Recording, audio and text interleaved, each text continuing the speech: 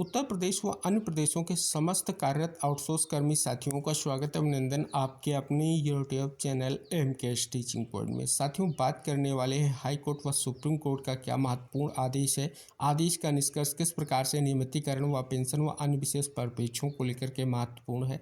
Uttar Pradesh outsource सेवा निगम गठन और भर्ती प्रक्रिया और साथ ही मानदेय वृद्धि विशेष को लेकर के क्या निष्कर्ष है। साथ ही एक और महत्वपूर्ण जो आदेश आउटसोर्स कर्मियों पर क्या प्रभाव, विस्तृत जानकारी इस वीडियो के माध्यम से डिस्कस करेंगे। निवेदन करेंगे इस महत्वपूर्ण वीडियो के निष्कर्ष को आप अंत तक जरूर देखें और वीडियो को शेयर जरूर करें जिससे इन्फॉर्मेशन सभी तक पहुंच सके।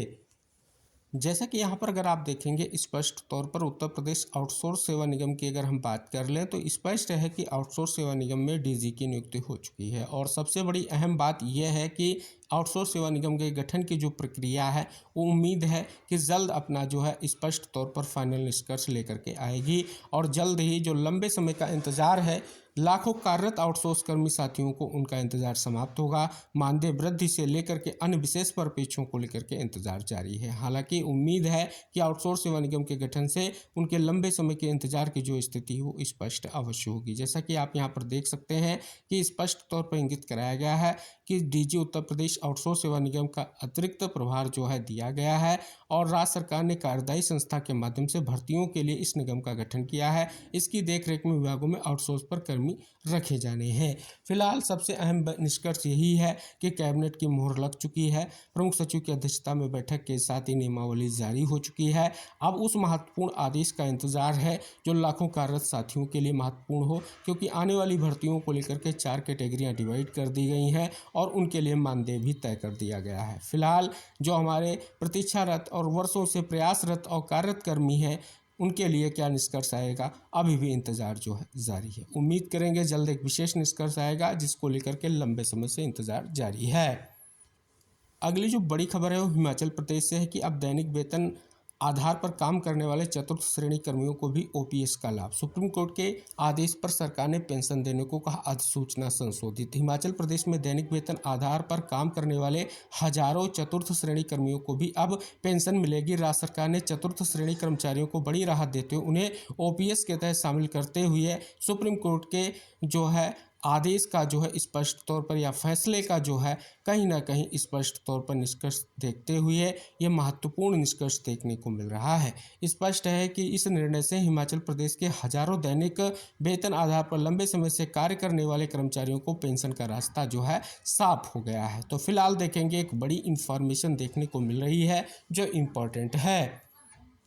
अगली खबर आप देखेंगे स्पष्ट तौर पर इंगित कराती है कि पंजाब में हरियाणा हाईकोर्ट ने 7 याचिकाओं पर एक साथ सुनाया फैसला। 1375 एसएसए शिक्षकों को 6 हफ्ते में नियमित करें नहीं तो पक्के माने जाएंगे। इस परिप्रेक्ष्य में महत्वपूर्ण कोर्ट का आदेश जारी हुआ है। और आदेश महत्वपूर्ण क्यों है देख सकते हैं। शिक्षक 20 वर्ष से दे रहे हैं सेवाएं। स्पष्ट किया कोर्ट ने कहा कि अधिकांश एसएसए शिक्षक 20 वर्ष से अधिक समय से लगातार सेवाएं दे रहे हैं और अभी सरकारी स्कूलों में नियमित शिक्षकों के समान कार्य करते हुए हैं। ऐसे कर्मियों को केवल कॉन्ट्रैक्ट की लेवलिंग के आधार पर अनिश्चितता में नहीं रखा जा सकता। सुप्रीम कोर्ट के हालिया फैसलों का हवाला देते हुए हाईकोर्ट ने स्पष्ट किया कि राज्य अपने नागरिकों के मौलिक अधिकारों का हनन करते हुए वर्षों तक स्थायी रोजगार का दुरुपयोग नहीं कर सकता। रिकॉर्ड के सामने आया कि प्रशासन ने कई बार केंद्र को नियमितीकरण का प्रस्ताव भेजा था और यहाँ तक कि केंद्र द्वारा 1130 पद भी स्वीकृत किए गए थे। तो विस्तृत जानकारी के साथ जो है आदेश का निष्कर्ष इंगित कराया गया है।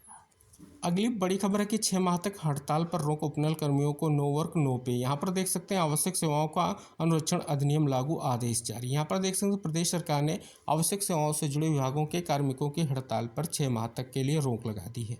माना जा रहा है कि यह निर्णय आदेश में उपनल कर्मियों की हड़ताल के चलते आवश्यक सेवाओं पर पड़ रहे प्रभाव को देखते हुए लिया गया है। साथ ही शासन ने उपनल कर्मियों को नो वर्क नो पे का आदेश भी लागू कर दिया है। इसके लिए सभी विभागों को निर्देश दिए गए हैं चूँकि कड़ाई से इस आदेश को लागू किया जाए। प्रदेश में इस समय उपनल कर्मचारी हड़ताल पर हैं। इससे स्वास्थ्य, बिजली, पेयजल, शिक्षा जैसी व्यवस्थाएं जो हैं या विभाग जो हैं प्रभावित हो रहे हैं। यदि इस समय अन्य कोई कार्मिक हड़ताल पर जाते तो व्यवस्था बिगड़ने की आशंका है। इसे देखते हुए सरकार ने हड़ताल पर रोक लगाने का जो है निर्णय लिया है। सचिव कार्मिक की ओर से जारी आदेश में कहा गया कि अत्यावश्यक सेवाओं का अनुरक्षण अधिनियम यानी एस्मा के तहत यह प्रतिबंध जो है लागू किया जा रहा है। तो देख सकते हैं विशेष निष्कर्ष के साथ यहाँ पर जो है स्पष्ट तौर पर एक महत्वपूर्ण निष्कर्ष जो है देखने को मिल रहा है। तो आप यहाँ पर भी देख रहे हैं उसी खबर को निष्कर्ष के साथ प्रकाशित किया गया है कि नो वर्क नो पे का विरोध शुरू। यहाँ पर देखेंगे आखिर इसका क्या आगे प्रभाव होगा, वो महत्वपूर्ण है, क्योंकि उपनल जो संविदा कर्मचारियों के नियमितीकरण व समान वेतन के संबंध में घोषणा के अनुरूप कार्रवाई की जाए, इस पर पेच को लेकर के जो है कर्मचारी हड़ताल पर है। तो आगे क्या स्थिति निष्कर्ष के साथ रह सकती है, वो बहुत ही महत्वपूर्ण है।